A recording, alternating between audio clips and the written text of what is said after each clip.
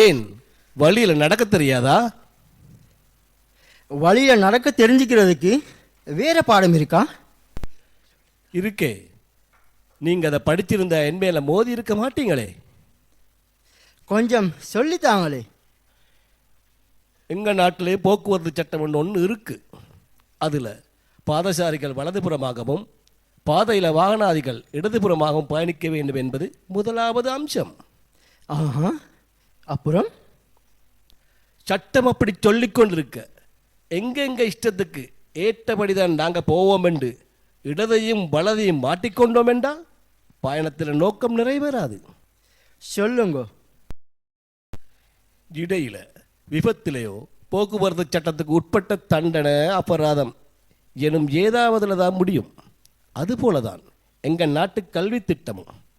இந்த கல்வி திட்டம் எனும் வட்டத்துக்குள்ள உள்ளதில் ஒன்றையோ சிலதையோ இல்லாதது போல ஒதுக்கினாலும் இல்லாததை உள்ளது போல புகுத்தினாலும் கடைசியில் கஷ்டப்பட போவது எங்கள் பிள்ளைகள் தான். அப்படித்தான்.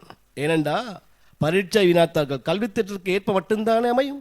உள்ளதை ஒதுக்குற இல்லாததை புகுத்துற ஆளுங்க நோக்கப்படி அமையாதே. சரியாக சொன்னீங்க, தெளிவாக சொன்னீங்க. சொல்லுங்க, ஆளால் என்னத்தை அகற்றுறாங்க, என்னத்தை பூட்டுறாங்க? உதாரணத்துக்கு பாடசாலை பாடத்திட்டத்தோட பிள்ளைகளோட ஆளுமை விருத்திக்கான என வகைப்படுத்தியுள்ளவற்றை அகற்றிக்கிறத உதாரணமாக கொள்ளலாம். அப்போ புகுத்தி இருப்பது பாட நேரத்தில் கற்றுக் கொடுக்க வேண்டியதுகளை ஆசிரியர்கள் வீட்டில் கற்றுக் கொடுப்பது, வாட்ஸ்அப்பில் அதை இதை அனுப்பி உம்மா வாப்பா என எல்லோரையும் பிரின்சப்பில் நேரம் கழிக்க வைப்பது அதற்கான உதாரணங்களில் சிலதாக கொள்ளலாம். ரொம்ப அனுபவிச்சிருக்கீங்க போல. சரி, ஆளுமை திறன் என்கிறதுல என்னென்ன உள்ளடக்கம்? பாடுறது, ஆடுறது, பேசுறது, நடிக்கிறது, வரைகிறது என்பது மட்டுமல்ல, கைப்பணி, விளையாட்டு என்கிற எல்லாமே உள்ளடக்கம். இது பாடசாலை பாடத்திட்டத்தில் மட்டுமல்ல, மக்தப், குர்ஆன் மദ്രസா, ஆதியா போன்றவற்றின் பாடத்திட்டங்களும் உள்ளடக்கம். தெரியாதவர்கள் முஸ்லிம் பண்பாட்டு அலுவல் திணைக்களத்தை பாடத்திட்ட வெளியீட்டை வாசித்து அறிந்து கொள்ளட்டும்.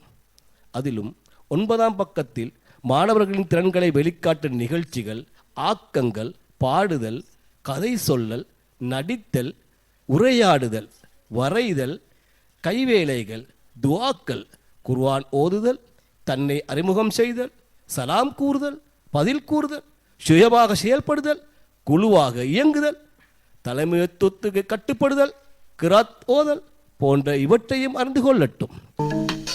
நீங்க அபிவிருத்தி சபை செக்ரட்டரி என்பது எனக்கும் தெரியும். இது போதும். எல்லா மாடுகளுக்கும் சேர்த்தே ஒரு சூடு. திரும்ப உங்களை சந்திக்கணும் நான், இறைவன் நாடினாள்.